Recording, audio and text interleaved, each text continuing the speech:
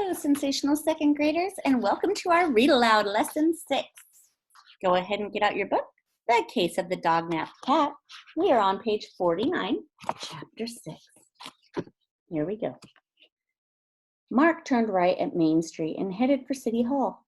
About halfway down the block, he signaled Maria Dolores and Corey to stop. They braked beside him and balanced on their bikes, looking puzzled. He pointed toward the front of City Hall.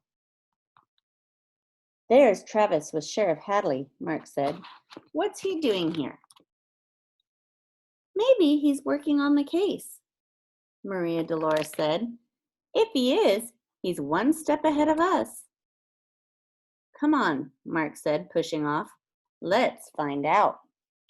The three stopped beside the sheriff and looked at Travis. Hi, Travis, Mark said. How is it going? Travis scowled at him and turned on his heel.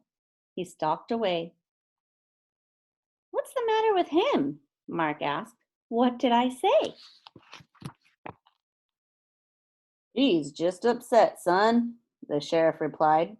He slapped his hat absently against his leg. He's lost a dog, too. That makes 3 in the last few days. Dogs? Dogs. Looks like the dog nappers have been working in Broward County, have moved their operation over here. Sheriff Hadley checked his watch and headed back up the steps. Sorry, kids, but I need to make a call to the Sarasota police chief. See you around. Dog nappers? Sheriff, wait a minute, Mark called. He parked his bike and ran up the steps beside the sheriff. The others followed. We need to talk to you. Make it quick, Sheriff Hadley said. I'm short on time. Did you know Mrs. Taylor's pug was drugged and that Samson is missing? The pieces of the puzzle were beginning to fit together. And that was Monday night.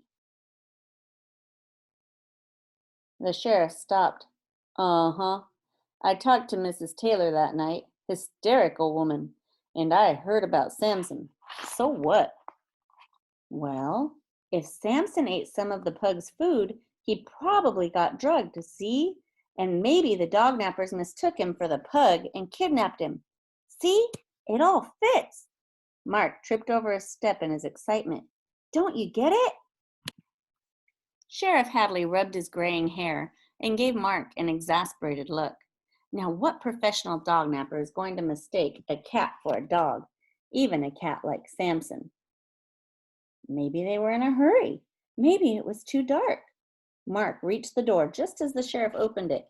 Who knows? But it could have happened, couldn't it? Maybe, maybe not. Sheriff Hadley paused, a frown adding another line of wrinkles on his forehead. What are you kids up to anyway? Mark stepped away from the door. Sheriff Hadley had not been at all happy with their mail order opportunity. We were just checking for Mrs. Woolsike. Well, tell her not to worry. The sheriff slammed the screen door and started down the hall. Samson will come wandering back any day now. Maybe, Mark said half to himself, but as you said yourself, maybe not. He frowned. If that sleeping drug was meant for dogs, it could really knock out a cat, maybe permanently. What would the dog nappers do with Samson anyway? Maria Dolores asked. He'd be of no use to them. Yeah, Corey agreed. He wouldn't bring 10 cents at a flea market. So they'd get rid of him, Mark said. The only question is, how? Corey broke the silence. Well, what now? We need to know more about the dog nappers. Mark took out his notebook and flipped the pages. We know that they drugged Blackie, but do they operate the same way each time? Or do they change? They seem to be slick characters. Maybe we ought to interview someone who actually lost a dog. You mean Travis, Maria Dolores frowned. Do we have to? We have to, Mark said firmly. I don't have much time, Corey said quickly. Got to help Aunt Caroline. She's throwing a party tomorrow. And I have to babysit tonight, Maria Dolores added. Mark knew that neither of them wanted to cross into Travis's home territory. It's broad daylight, he said. What could they do to us? I could think of several things, Corey muttered. Travis and his friends protect their territory like Samson protects his alley. Come on, Corey, Maria Dolores said, trying to push her hair behind her ears. If we don't go with him, he'll go off on his own, and Travis will really like that. The three crime busters rode east on Tarkington Drive. The summer sun warmed their shirts on their backs. Perspiration made their hand grips slippery. When they turned down Larkspur, dust trailed from their bike wheels. They bumped across the railroad tracks onto Edgewood Trail, a potholed road that wound past a row of deserted warehouses. You feel it? Maria Dolores asked. The eyes? Corey looked back. We're being watched. Mark glanced back to see a figure run over the roof of a building they had just passed. Was the lookout signaling to someone hidden in the warehouse just ahead? The road's narrowing up ahead, he said quietly, slowing down. And there's that old fence. That's where they'll stop us. We could have telephoned, Corey said with a groan. They swung around a bend. Their way was blocked by 5 or 6 boys ranging from 9 to 13 years old. The boys formed a ragged line across the road. Mark stopped first, with Corey and Maria Dolores behind. The silent boys had no weapons, nor did they make any move other than to block the way. Where's Travis? Mark asked. One of the older boys spoke. What's it to you? I want to talk to him. You and who else? The boys looked pointedly at Corey and Maria Dolores. Tell him Mark Conley wants to see him. These are my partners, Corey and Maria Dolores. It's about his dog. Tell him yourself, the boy responded to an unseen signal and stepped aside. Travis moved out of the shadows into the sunlight. What about my dog? Did you see him? No, Mark admitted, but we're after the Dognappers. We think they took Samson, too. Okay, Conley, said Travis. Come on. His friends let Mark and Corey through, but one boy stepped in front of Maria Dolores. No girls allowed. Maria Dolores bristled. Her massive curls seemed to bush out even farther around her hot face. You are definitely loco if you think I'm staying out here.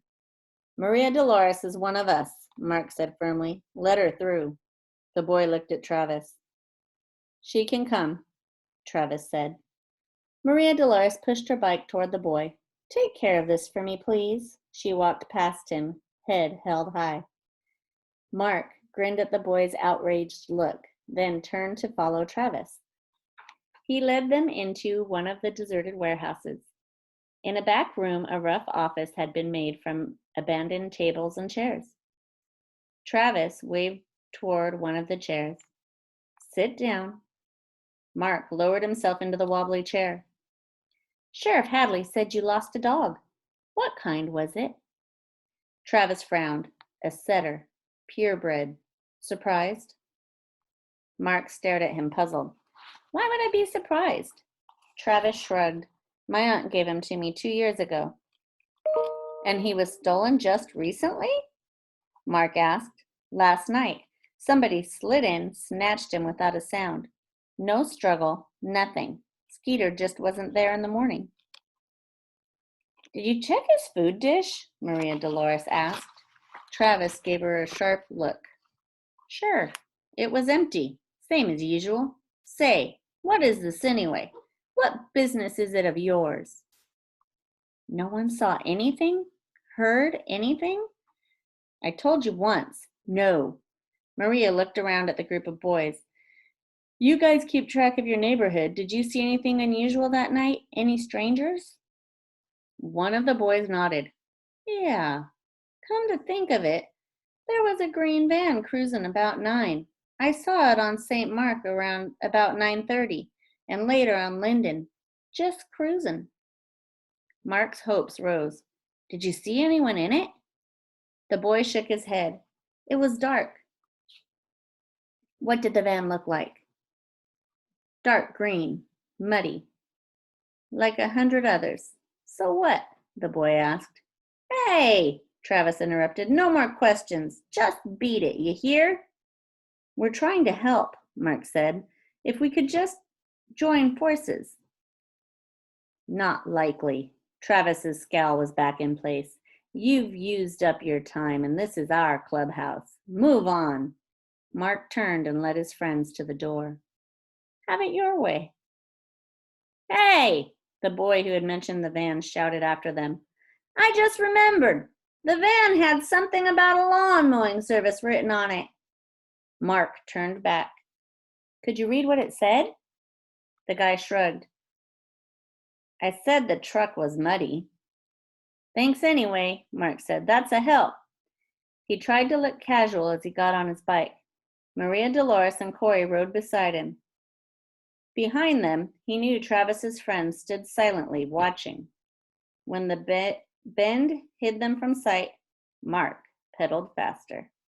But Corey pedaled even faster. He shot into the lead.